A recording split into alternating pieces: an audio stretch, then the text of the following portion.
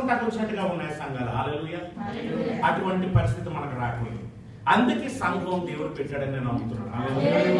ఇక్కడ వాక్యం వినేవారుగా ఉండాలి, ద్వారము దగ్గరికి వెళ్ళి ద్వారమును పట్టేవారుగా ఉండాలి, ప్రార్థన అనే తాగును కలిగినటువంటి వారిగా ఉండాలి.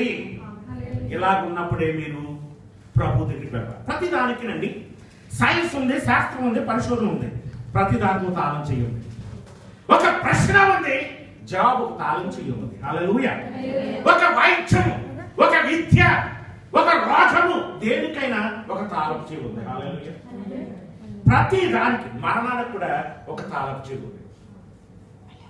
ప్రతి దానికి తాళం ఉంది అంటే, కీ ఉంది అంటే, మరి ఈ వాక్యంలో తెలుసుకోవాల్సింది ఏమిటి అంటే, ఎంతవరకు నిన్ను బంధించి శోధించి నిన్ను పాపిగా చూపించిన వాడిని